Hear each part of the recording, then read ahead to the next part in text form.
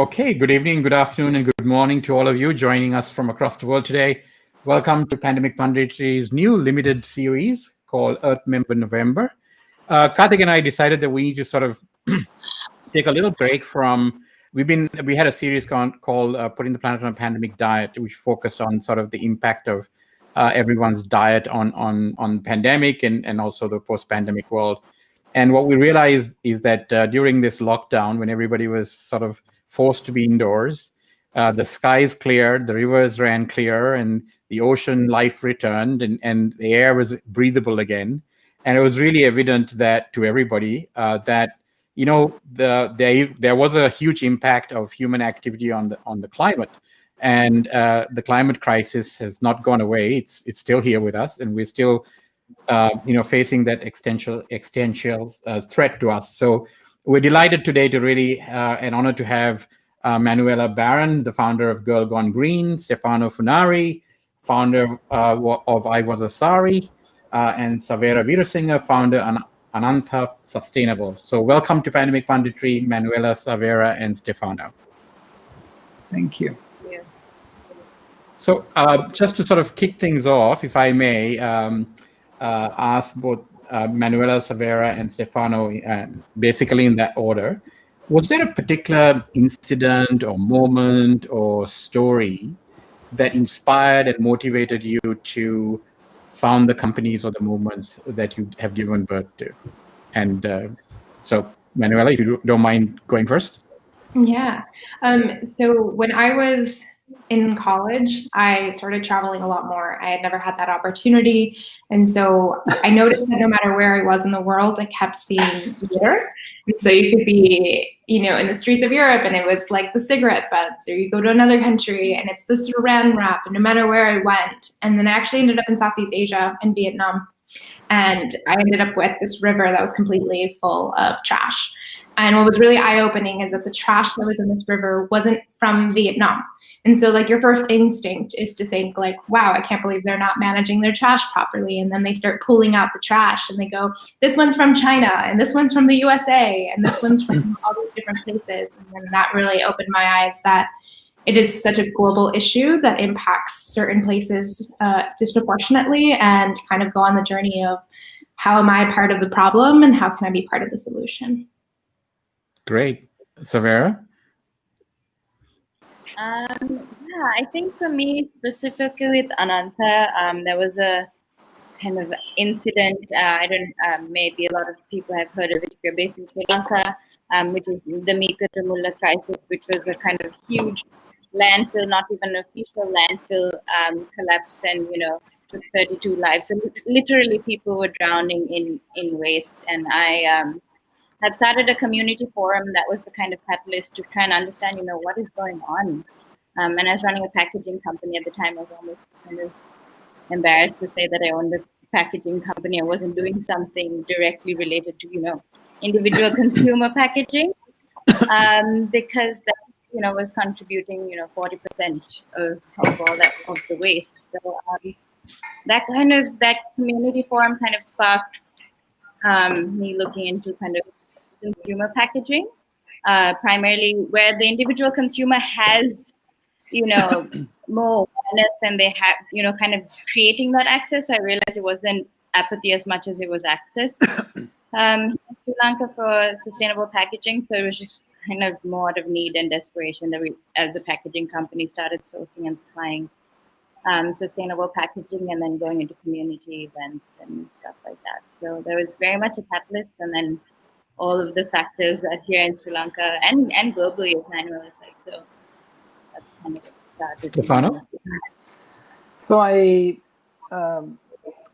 spent most of my adult life searching for meaning. I was in a management career, and I was actually living in Switzerland before moving to Asia, and then suddenly about 10 years ago I quit my job in Zurich, and I decided that I wanted to be a social change maker, and I moved to India, and there I started working with children, street and slum children in Mumbai, And I soon realized that basically there is nothing really scalable and sustainable unless you work with the women who are behind these children. And so I was looking for a business idea, and then by chance I was working on a street children project now 6-7 years ago, and I ended up by chance in a warehouse full of thousands of saris, and I entered. I said, "Wow!"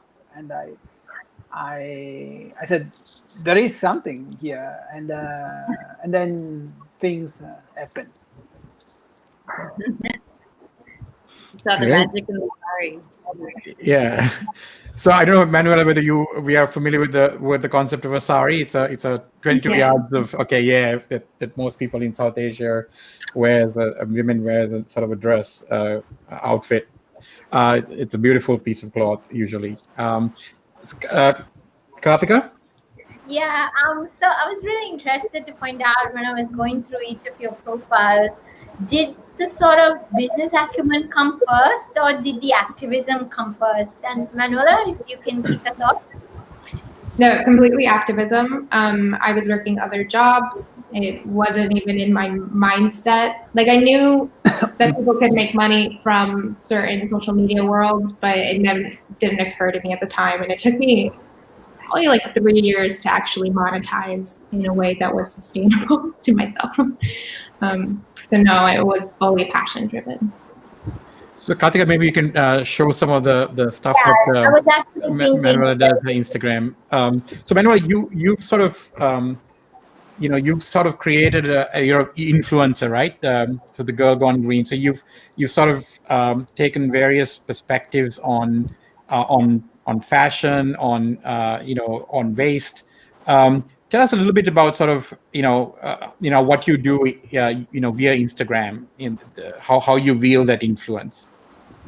Yeah, so I actually started. I was giving a TEDx talk at my university when I was 19, and I finished the event, and I had so many questions. People were like, "Well, what do you do about shampoo?" Because I did it predominantly on zero waste, and I just had so many questions, and so I started answering them on my Instagram that probably had like 300 followers, and I was just trying to do my best. And then from there, I realized I didn't have time. I was a full-time student. I was working full-time, not related to sustainability. And so I started making YouTube videos. I started just making a YouTube video answering like a question, like how do you deal with friends and not liking when you change your lifestyle, and then how to reduce your waste in this way. And then I just started picking up from there. And throughout the years, it's been a pivot. I've pivoted more into art on Instagram, a little bit more same like educational content on YouTube, and then kind of just finding what my voice is within it, because there is a lot of noise online and there are a lot of bad influences. And so my goal has always been to try to be a good role model, a good positive influence. And oftentimes you don't see that too much on social media. And so that is something that is a little bit out there, but it's definitely led me to different opportunities and to be able to create things that I'm really interested in. And art, as you see on the screen, it's been really fun to do. Yeah, and I mean, certainly you're very creative. So do you consider yourself a sort of a performance artist as well, in addition to being a sort of an influencer and actor? It took me about a year to embrace being an artist. Okay. Because I think you assume that to be an artist, you have to go to art school and to have all this resources. And it took me a fair bit to be able to say, hey, I'm an artist, and pitch my work and say, hey, I make art. Will you pay for my art? And negotiating those systems. But with everything, there's a little bit of imposter syndrome. So. True. If I was to ask you, Stefano, so I'm just changing up the order a little bit. So when you started, I Was a Sari, and maybe Karthika, we can show some of the stuff that Stefano is doing as well, so our viewers get the benefit of that. I know you saw all these thousands of saris. How did you decide to sort of, what was the ethos behind or the thinking behind upcycling this is a fashion thing? If I answer your question, was the trigger business or activism? I would say business with purpose, in the sense that we are a zero dividend company, so we don't distribute profit, but we, from day one, we are very much focused on being also financially sustainable. So for me, the big challenge from the beginning was to really find a way to create a sustainable business, able to really engage, in our case, artisans coming from disadvantaged communities, but at the same time, running a business.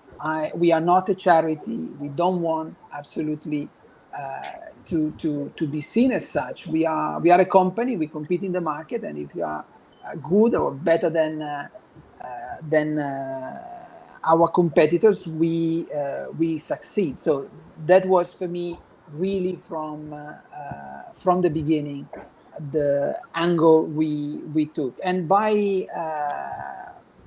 basically what we want to prove is that it is possible to run a business and be profitable, be financially sustainable, at the same time to do care about the social aspect and to do care about the environment. So yeah, that is the angle that we have taken from day one. I must say that I was probably more bullish at the beginning. I wanted really to run a company able to be completely independent financially, and then along the way I realized that only by growing organically it was taking too long. And so now we very much welcome collaboration with also other organization partners that can help us to scale faster, but never compromising on our goals and our values. So we'll come back to the sort of relationship and partnership we have with Gucci, which is, I mean, we want to unpack that a little bit. Savera and Kartika was, so you were in the packaging business. You had this sort of monumental disaster of this whole garbage mountain collapsing, killing all these people, which sort of, prompted you to, take stock of, kind of your contribution to packaging. And then you've come up with this sort of, highly compostable, very sustainable packaging mostly for consumers, I assume, but also now I think you've got a sort of you're working with corporates as well on that. So what is this, what is the raw material that you're using, and do you have to sort of create your own equipment or technology to be able to do this?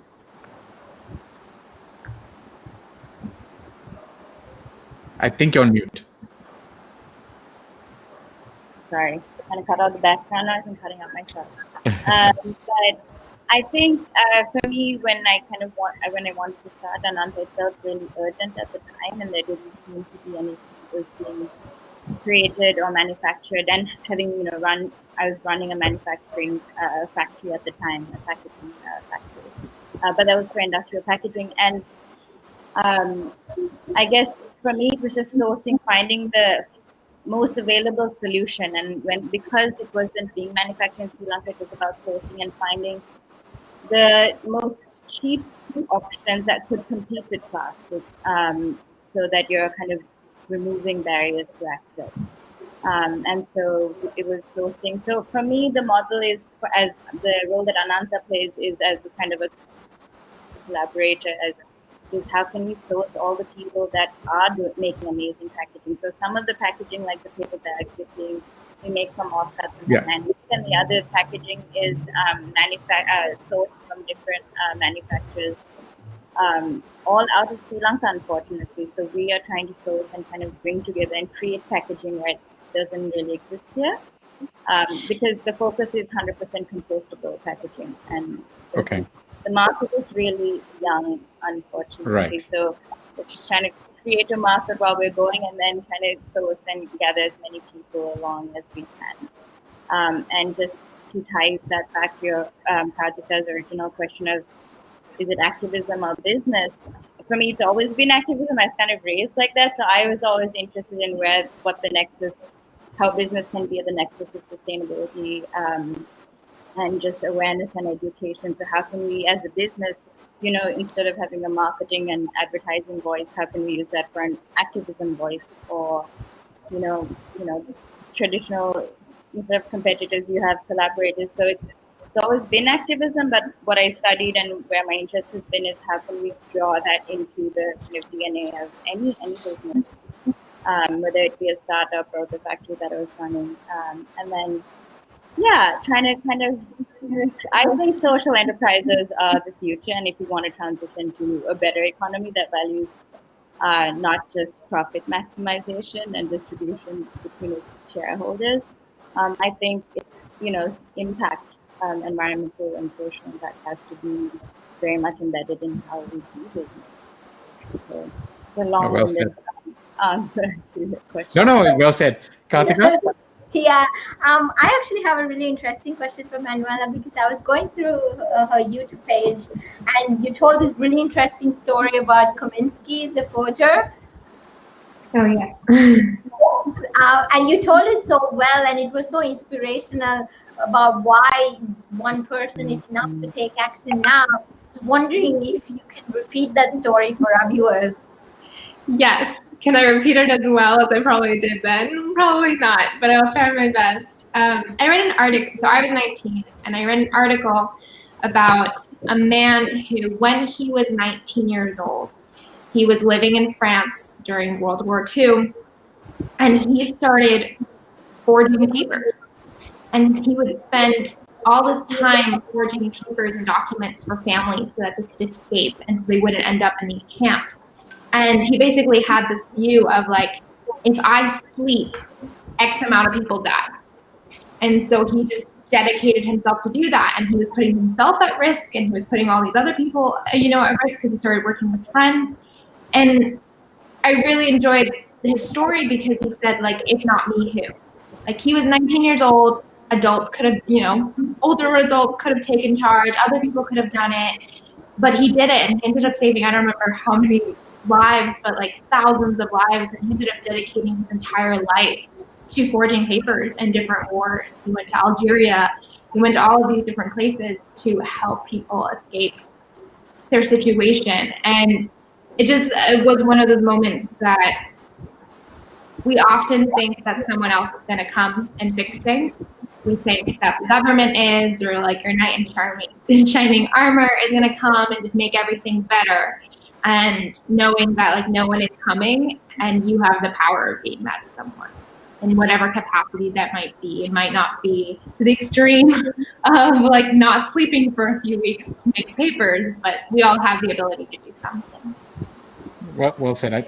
That was a decent enough and fair enough recounting of the same story without prior warning. I think that you did a fabulous job, Manuela. So, I mean, just a question for everybody. Do you believe that, social media is the 21st century equivalent of, physical places like Trafalgar Square or Tahrir Square or Tiananmen Square or the National Mall in Washington, D.C., where the new sort of activism and consciousness is sort of raised. More people are getting awoke because of people like you using social media to talk about things like climate change or marginalized people or any number of subjects that sort of make people self-aware and more conscious consumers. Or do you think that it's those places still are part of the sort of the activism, that you still need to go to Trafalgar Square and make your point, or to the National Mall, or can you make it on sort of social media and have the same impact virtually? Just anybody who wants to opine on that, sort of no right or wrong answer on that. Okay, it's not It's not an easy one. I think that you can have even bigger impact, no doubt. I'm not sure that you can have the same fun by running everything on or through social media. But clearly, it's an amazing opportunity. It's just how you use it. I really like to believe that we will be able to keep an hybrid model where there will be moments where people will interact and there will be still an exchange face to face, and then other things will happen online. But I mean, I think that it's really it doesn't need to be discussed, the fact that the platforms we have today can really help to scale any topic, any cause. True. Massively, yeah. Anybody else? I think we're seeing it with the pandemic. Yeah, I think we're seeing it with the pandemic that so much has changed and shifted to technology. But at the end of the day, I think we all still crave connection and human connection, and that's something that you cannot replicate easily online. But it is the future. I think, like Stefano said, like there is like a place for like a hybrid.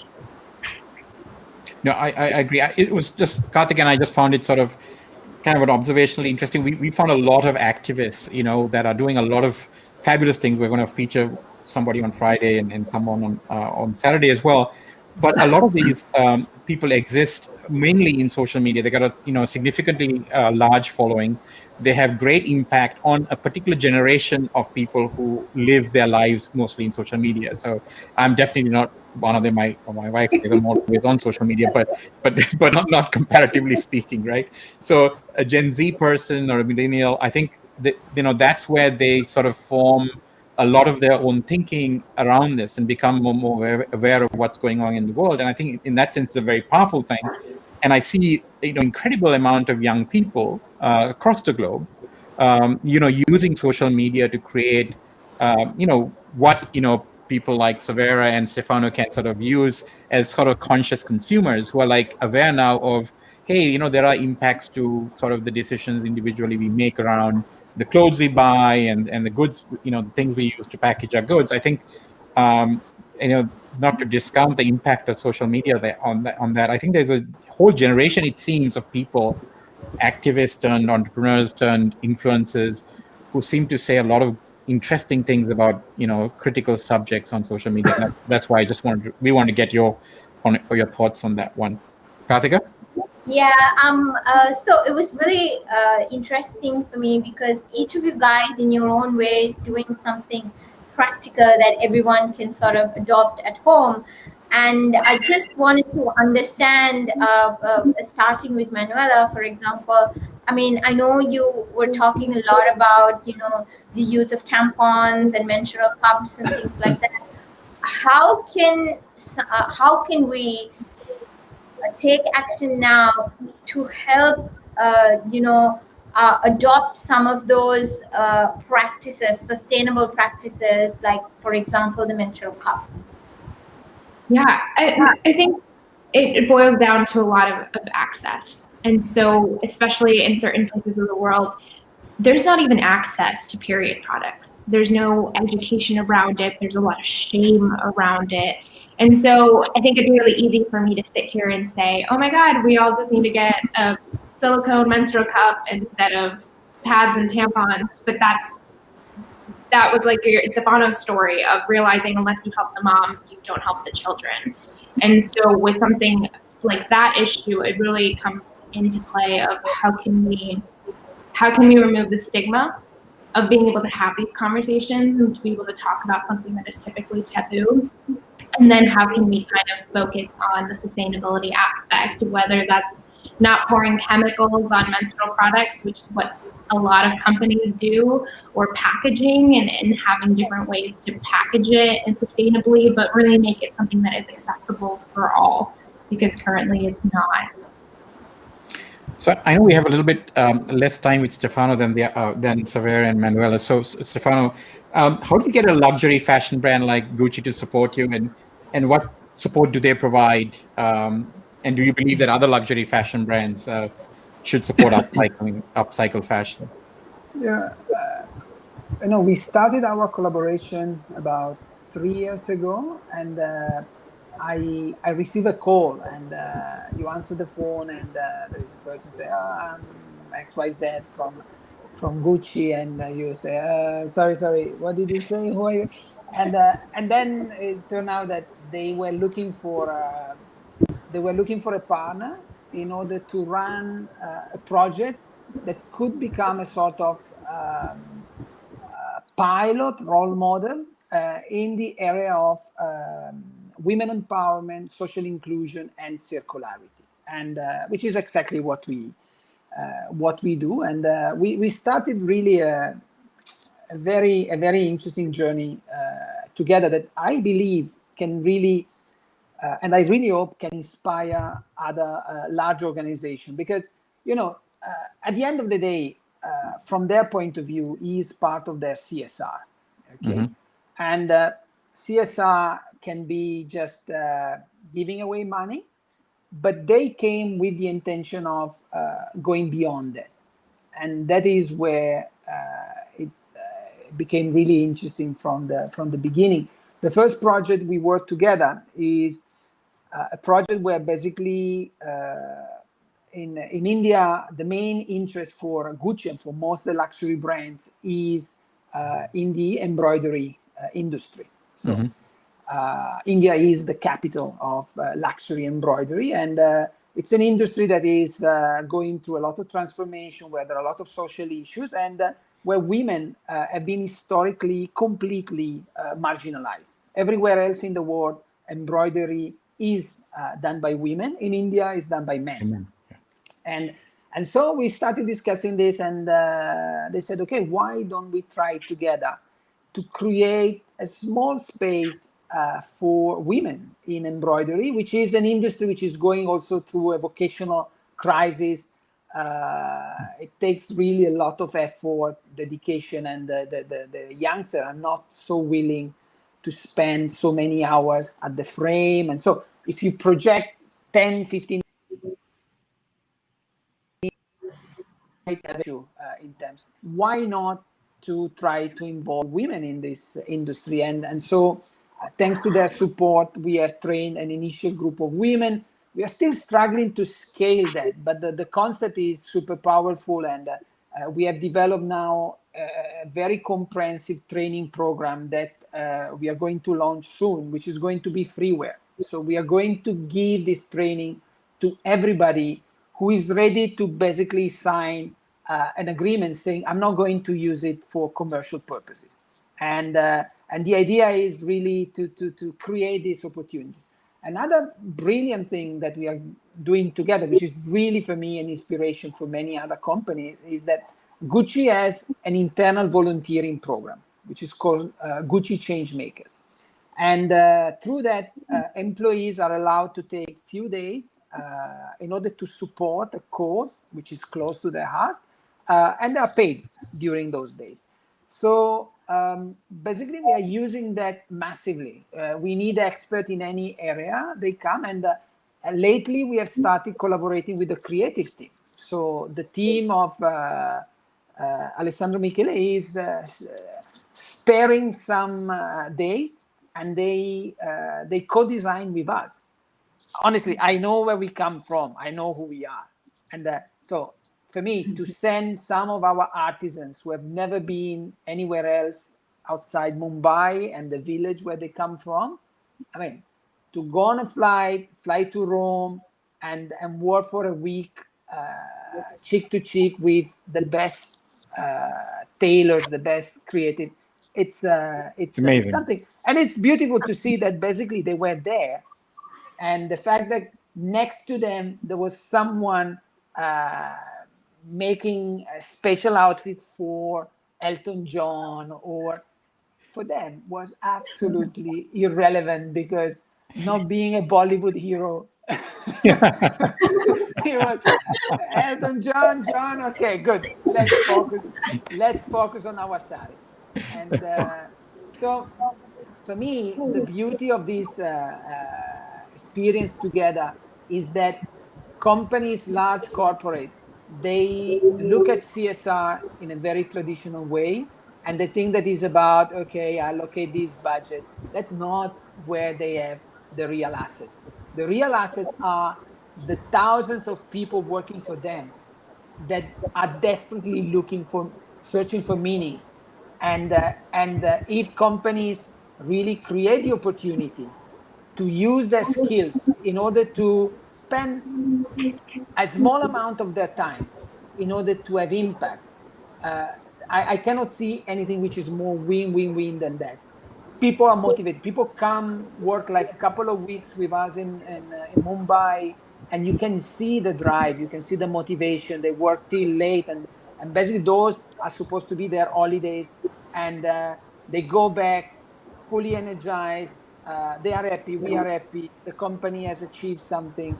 So really, in that sense, I believe way to go. Brilliant. Awesome. So, Savera, I mean, what are your sort of plans, right? So now, I mean, you're trying to get this packaging. I mean, are your plans for like island domination in Sri Lanka, or is it more regional, right? Sri Lanka is a small market, right? But I mean, obviously, this is something that the country needs. I mean, I know that Sri Lanka is suffering through a lot of issues from an environmental perspective, everything from deforestation to overuse of plastic and everything else. I'm sure you know more of that than I do here sitting in Delhi. But Every time I'm reminded every day. so what are the plans, and how what are your sort of barriers to adoption? I mean, what is stopping people in Sri Lanka and elsewhere maybe of saying adopting more sustainable compostable packaging, for example? I mean, what is stopping businesses from doing it? What are stopping consumers from adopting it? I mean, the global conversation around this, single-use plastic and just sustainability in general, has reached, huge population, but then the huge barrier, as I'm sure Stefano and Manuela would have experienced, is price. And especially in the region is, everyone, I mean, a lot of people, especially anyone who's signing into this, has seen, the just kind of heart-wrenching images of, whether it's the, ocean plastic or, the just wildlife, being decimated because of pollution and waste. But the thing is, in the South Asian region, we have a really price-sensitive market. So as much as it's great and everyone is excited about it, I mean, especially during a pandemic or when the economy is just coming to a screeching halt in so many ways, it's really hard for anyone to justify. As much as we know, and there's this conversation that the fact that we haven't prioritized this has what has brought us here in the first place. When you're trying to keep your head afloat as a business, it's really, every rupee, every cent, every, cent from the dollar counts. So it is very much a price thing. The price is really the only barrier here. But I mean, I have hope in scale and, economies of scale someday kicking in. And I think that's to Manuela's point of just, you just have got to do it. And that's not to say there's so many amazing people doing it, but I think everyone has to take that step. So no plans of domination. I'm just trying to keep a flailing startup afloat. But I mean, I do think there's this, power of media, and Colombo and Sri Lanka is a small place. Sometimes almost too suffocatingly small. But I think there's also a great opportunity for that conversation and impact to take place. So I do feel like there's, hope in this kind of conversation, especially on media. But at the same time, that is really good to kind of expand the horizons of who takes that first step or dip your toes in this kind of concern and taking responsibility as a citizen. But I mean, I am a huge believer of this human connection, and it is very much community and doing community participants, feeling other people beside you and thinking outside of yourself, and understanding that your impact is, it's or whatever you do is impacting someone else and not just yourself. So there's that power of human connection. So for me, it's in Sri Lanka as well, just trying to bring in communities into this, as opposed to just trying to like build from the rooftops of this is necessary. And so just working with communities that really feel it. They're on the front line. I was producing a documentary with community, fishing communities in all over the country, actually, from the Navy to temples, to just what their experience with waste, plastic, and sustainability is. So yeah, no plans of domination, but just definitely going to keep tapping, like getting the message out, and collaborating with as many people as possible, and kind of think very much we're all ready to transition, and I think it's about like growing that momentum for the movement and everyone's movement, just not Stefano, you had something to say? Yeah, hand up. I normally I'm very careful in thinking about the role and the involvement of the government. But in this specific case of packaging, I think that they are the ones. They can really Make a difference. They can really make a difference. And if you look at Sri Lanka, I mean, Sri Lanka is a tropical paradise, and the future of Sri Lanka is linked to its ability to preserve that. Mm-hmm. So you don't need to be really enlightening to really understand. And I really hope that in Sri Lanka and everywhere else, the governments will not forget what are their duties, and there are some low-hanging fruits, and packaging is one. Yeah, agreed. Manuela and Stefano both, I mean, what do you think is the biggest barrier for adoption of, upcycle fashion, right? So, I mean, during this pandemic, I've suddenly realized that I don't need a closet full of clothes as such, because I'm seem to be wearing the same outfit every day, and it doesn't seem like it's impacting my performance in any way, right? And so you sort of get used to this comfort and safety in wearing something that doesn't take too much work or effort. But what do you think is the main adoption barrier for upcycle fashion? What do you think is stopping people from saying, hey, I want to embrace that? And maybe what might help is if you can give us an idea of the impact of fashion industry itself and the apparel industry generally from a climate perspective. So people think, what is the big deal? Why are people, reusing old clothes? Normally people don't associate apparel and fashion with environmental issues. But maybe you guys can supply some data to sort of break down that myth or barrier. Anyone? Yeah. Manuela is an easy one. Do you want to take it? Yeah, I mean, it's just like from water to oil to transporting clothes to the waste that ends up with clothes. It is a beast. And there are, especially here in the US, the amount of clothes that is consumed by a regular human being is astronomical. You just see them, and like every few days they have a whole new wardrobe, and every few days they have another whole new wardrobe. And yeah, there's a lot that goes into it. Barrier-wise, I'm not sure.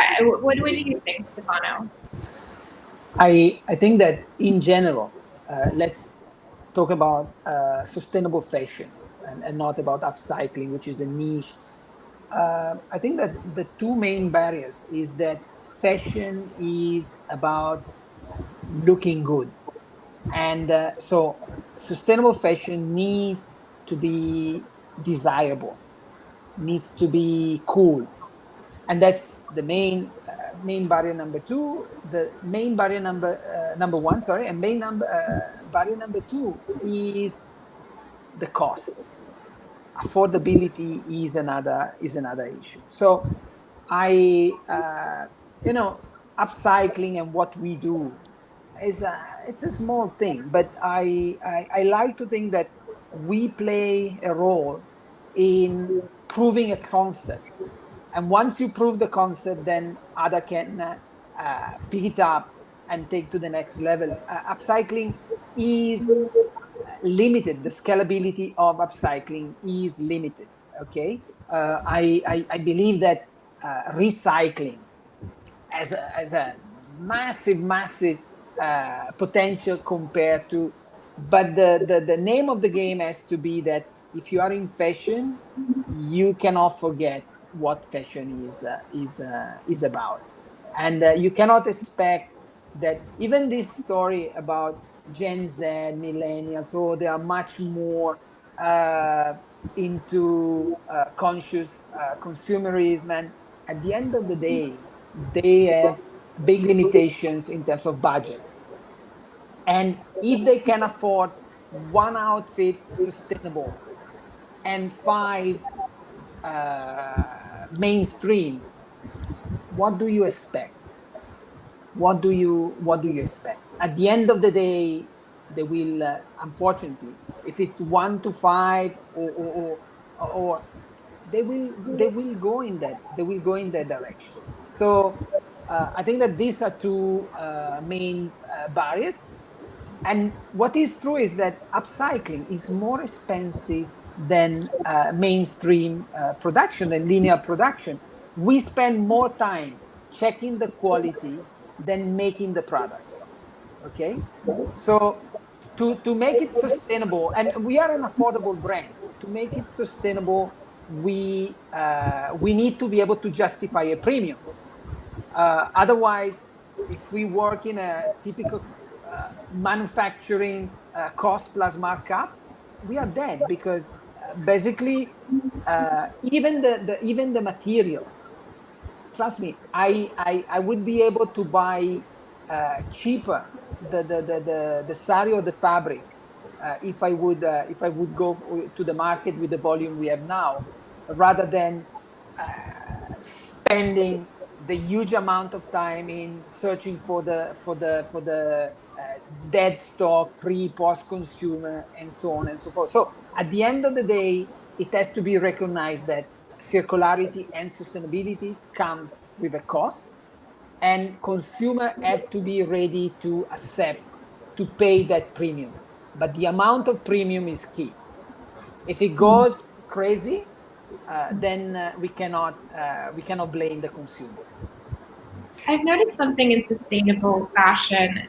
Again, yeah, price is definitely an obstacle, but I've noticed that it's kind of become just as sensationalized as regular fashion, as I see these girls over consuming sustainable fashion. Like, I see them do like unboxing their hauls of Everlane clothes again and again and again every season, to the point where I don't actually see that it's sustainable. Like, maybe along the way, in a few supply chains, they might save a little bit of water or use a little bit better cotton, but I don't actually think it's sustainable. I think there is a huge need for upcycling, but we've lost the train. And I know that that's something that you're working on.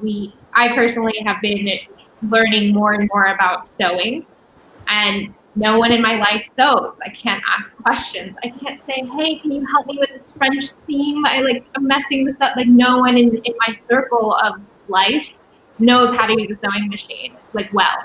And this is like a lost art where we could refashion things over and over again, and that would kind of fix that little issue. So it is like a very large problem, but I do think that the art of upcycling could be something that we see this younger generation taking on for themselves, and that could solve a bit more.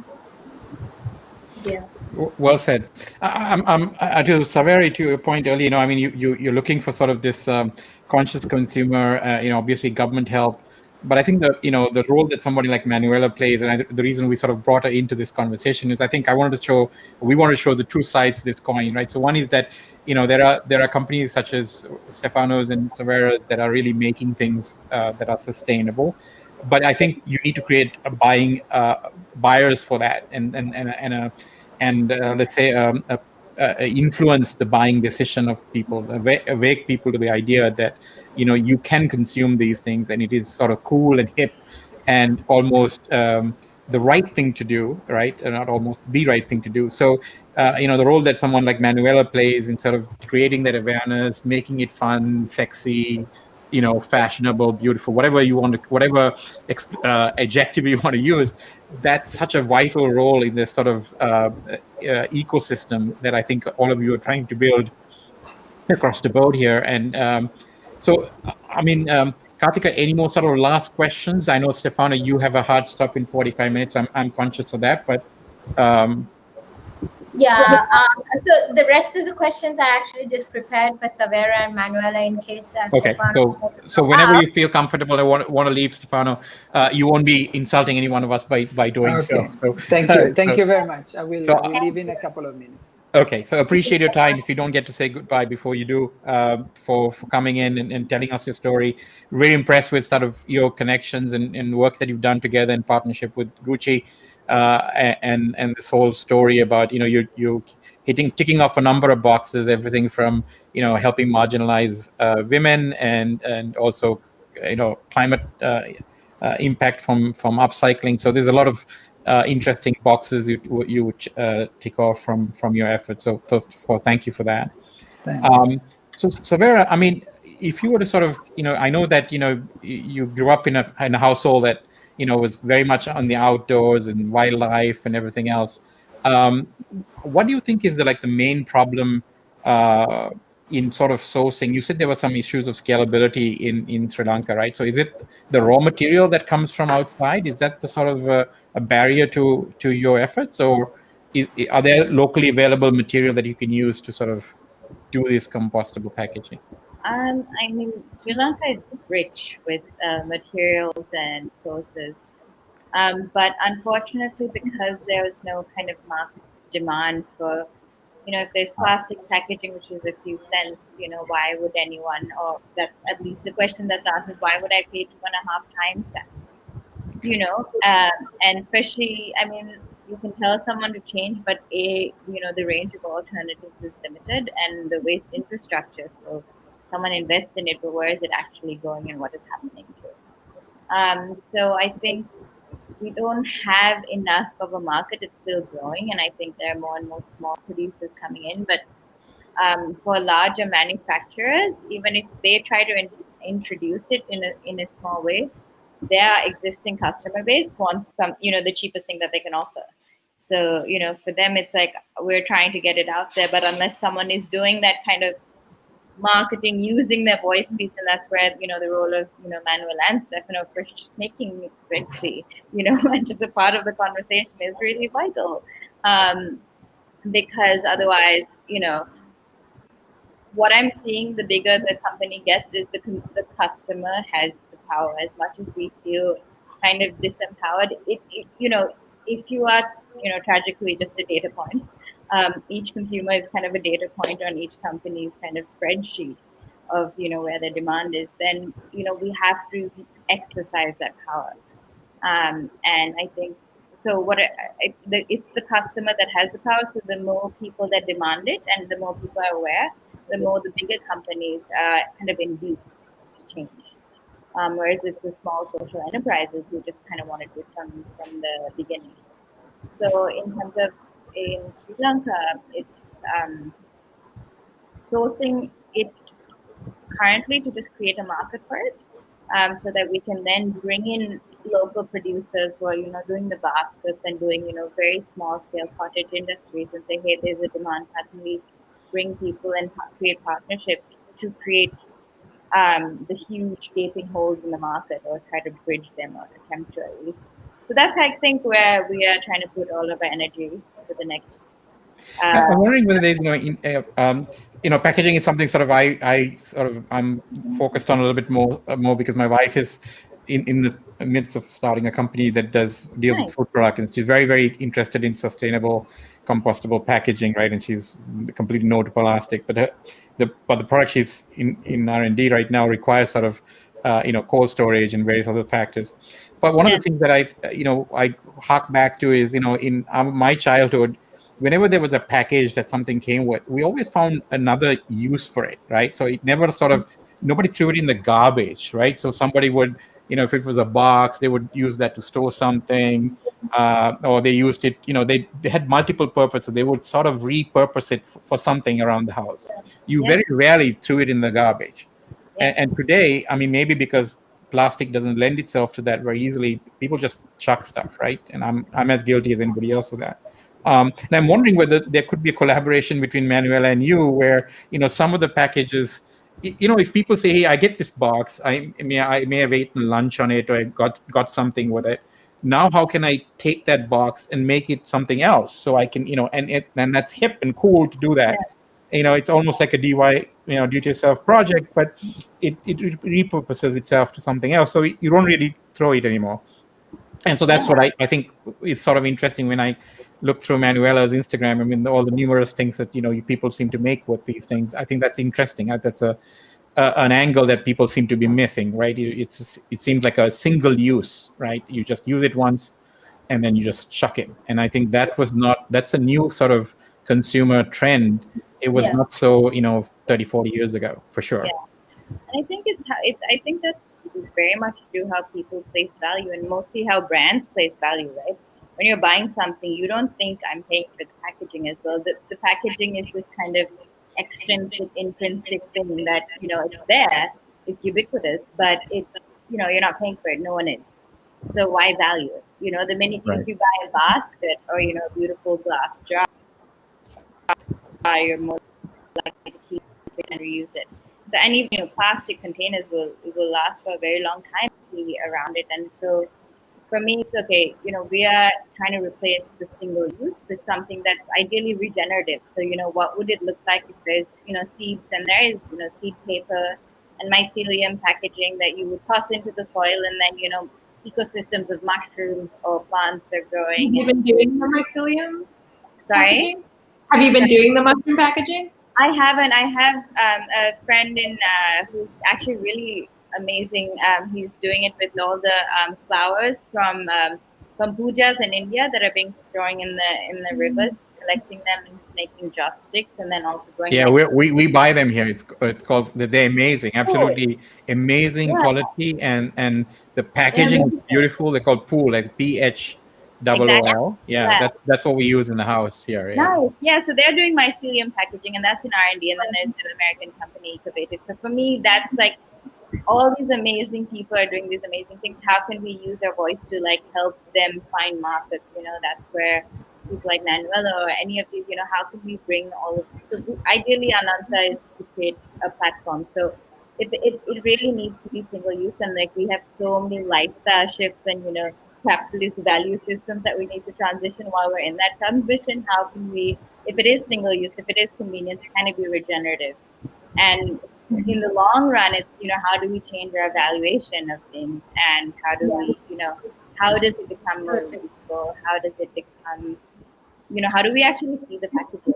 I know this is a little bit of a long thing, but when I was interviewing this fisherman, every day he's just out catching fish out in Kalpatri on the west coast, and he was like, I don't get it. Like, it's all this, we see this plastic floating in the water, but when you have a banana, the banana peel comes with it. It's a part of it. The integrity of the food that I'm eating is preserved because of the packaging, or the thing that brings it to my mouth. So why do I treat one with respect and kind of relish it, and then the rest of it is just discarded? Why can't I give it that same consideration of what happens to it? And I don't understand why people don't do that.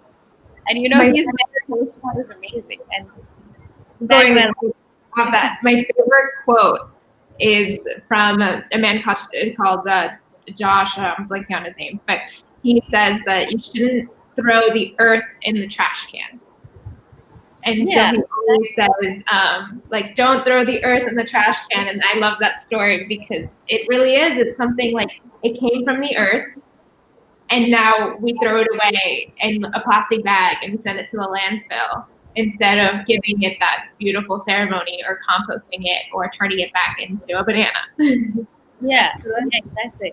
Just compose your ideas and reactions, regenerative. Yeah, so we also just wanted to find out a little bit.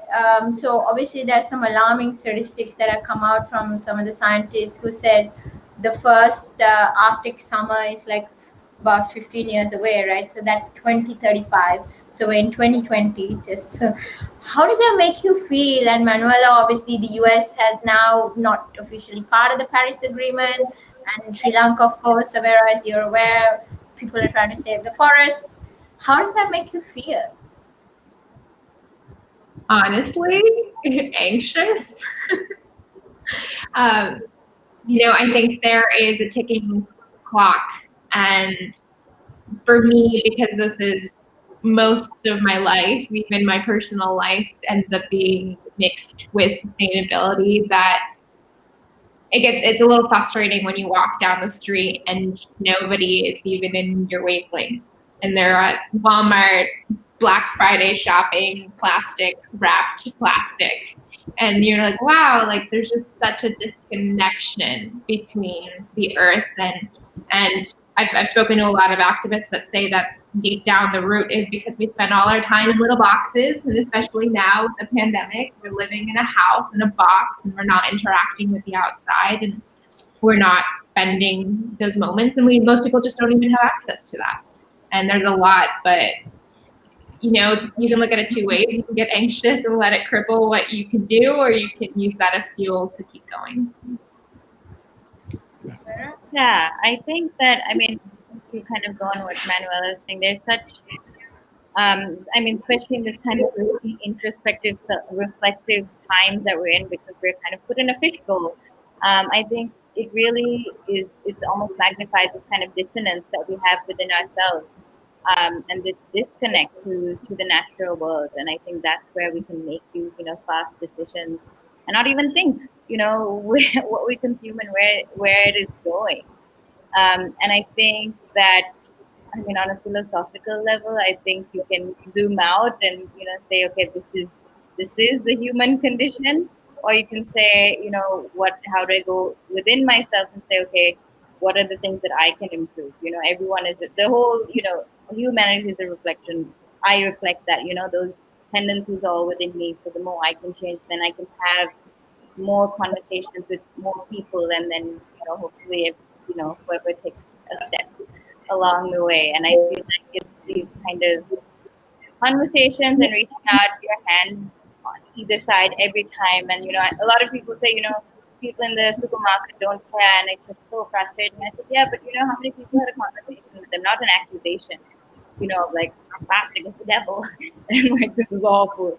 But just like, you really want to be responsible for that? Like every one of these goes into a pile that we've all seen perhaps some people, and like, we see it.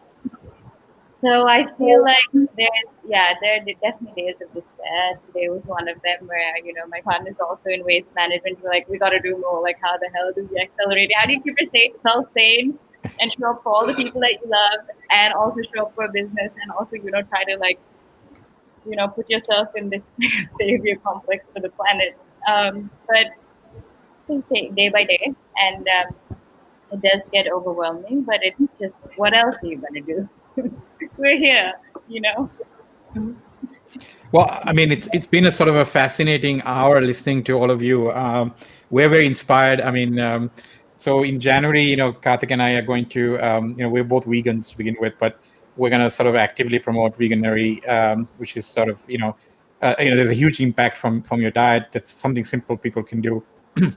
You can sort of watch what you put in your mouth, and then you can also watch what you throw out, right? Which is kind of what you guys are talking about a little bit as well. And then, of course, what you wear, right? So I think that, these are individual actions. And I think, while governments can have their place and role to play in this whole climate crisis, I think the time is such that we can't really wait, right? If Karthika's number is correct, in 15 years, that's not a very long time, but that flies so quickly. So an Arctic summer is not something we're looking forward to. So we should, each of us, I think, should do as much as we could and take on more of these sort of responsible things that we can do to save the planet and save ourselves in the process. Actually, it's quite self-serving in some sense, right? I think I made this comment earlier on shows. Karthik and I have had guests that sort of say, we will be the single species that said, "Oh, how did these guys go extinct?" Well, they just ate themselves out, right? or they created so much waste they just drowned in it, right? Or they put. I mean, as a species, we may be very smart. We may be sending people up to the International Space Station on a fancy rocket, but it seems that simple stuff like throwing things or packaging things or eating food that's planet friendly seem to be sort of hard to do. Whereas, things like flying yourself up in a rocket seems easier to do. So I don't know. That's sort of a duality that I sort of have to work through every day on this program. What happened, along the way. So I'm glad that we had this conversation. It's been highly illuminating. I hope you find it useful, and I hope our viewers find it useful. So thank you very much for spending the Sorry, time. Lami, one Go ahead. final thing to remember. You want to challenge them to see whether they'll join us in a vegan Lami way. and I are obviously already vegans. We don't know if you guys are vegans, but we were hoping if you are or aren't, you'd take the challenge with us in January. So we're going to throw it out to all our guests. We've had close to 100, but we're gonna open it out to everybody. So if you're interested in doing that, we'll feature you and your progress as we go through the process in January. But we're looking forward to doing that. Happy to. I'm not on social media at all of late, so I don't know how you would track it. But I'm mostly vegetarian and vegan on a daily basis. And I mean, if it's in front of me and I'm out somewhere, maybe. But on my day-to-day consumption is mostly vegetarian and vegan. But I'm happy to take on the challenge of even much better. But I have no idea how you track it, so I just have to. Yeah, we'll provide all the tooling. So, send you some messages. We're working with Veganery and in worldwide, and as also we've got some sponsors lined up from various parts of the world who want to sort of promote that. But we're trying to give it a South Asia and Southeast Asia focus. So we're gonna challenge some celebrities to do that. Yeah, you're gonna be giving all the recipes. Yes, recipes definitely. And basically, we're going to try to make this as seamless as possible. Send me the info. I'm vegan, but my fiance is not. Okay. So I'd love to sign up and make some. The heart is through food. The key to someone's heart is through food. So send me the recipes. My wife converted me, 4 years ago to being fully vegan. So it's possible. It does exist. You can. It was a very slow, but I did take on the program. I'm very much on it now. So thank you very much for sharing your story. It's inspiring, and I'm wish you all the best, and anything we can do to help to spread the message, we're happy to do. And all the very best, and we'll be in touch. Thank you. Thank you so Take much. care. Have a great week. Bye. Bye.